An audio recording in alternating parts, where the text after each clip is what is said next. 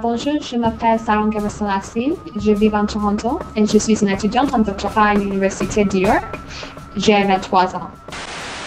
J'ai commencé l'école secondaire en l'année 2000. J'étais en 10e année quand le 11 septembre a passé. Et aussi, c'était en 2003 quand la guerre en Irak a commencé aussi.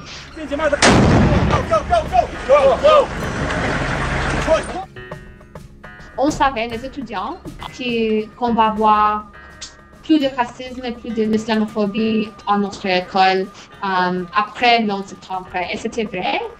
Et c'est pour cette raison qu'on a commencé notre groupe étudiants et profs contre le racisme. C'est pour ça qu'on commençait à travailler, que j'ai travaillé et participé avec l'activisme dans mon école et dans la communauté aussi. C'est pas facile vraiment au début, mais avec le temps, j'ai trouvé que les professeurs et les étudiants généralement appréciaient qu'il y a les étudiants qui veulent faire quelque chose. Et je pense toujours dans chaque école, il y a les professeurs qui veulent participer avec les activités. Nous avons plusieurs opportunités à participer avec les mouvements de la justice sociale en la ville, pas seulement dans notre école. J'avais l'opportunité à participer à autres causes. Par exemple, nous avons allé au restaurant au centre-ville pour les restaurants ethniques et multiculturels où nous avons appris l'histoire des autres communautés en Toronto. On a appris sur la culture différente aussi. Alors, c'est pas assez juste aller à l'école 9h jusqu'à 10h midi, puis c'est fini. Ça, c'est pas assez. Alors, nous avons voulu plus d'expérience, plus des opportunités à apprendre sur notre histoire et la culture. Et on est allé à l'Université de Toronto pour faire une présentation pour les professeurs ou les étudiants à l'université qui veulent être des professeurs, qui étudient l'éducation à l'université. Et nous avons expliqué à eux notre situation, pourquoi les jeunes sont frustrés avec le système d'éducation généralement. Alors, je pense que pour cette opportunité, nous avons amélioré notre situation.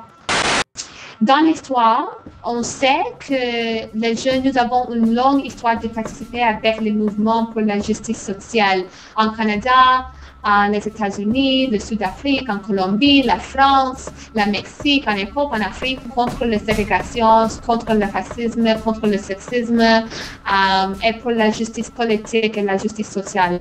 Alors, je pense qu'on doit continuer notre participation pour la justice sociale.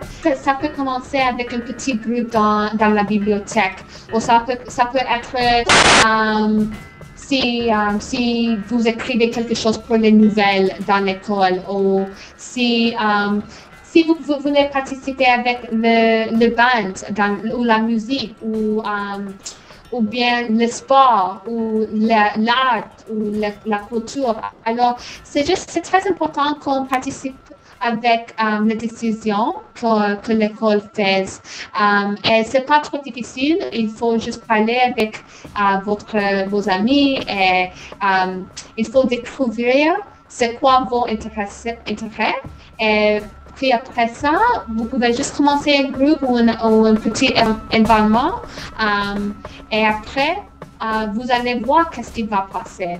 Mais comme je dis, c'est très important qu'on participe et c'est pas juste on ne peut pas juste participer avec le Facebook ou MySpace ou les choses comme ça, mais on doit participer avec l'activisme et le mouvement pour la justice sociale.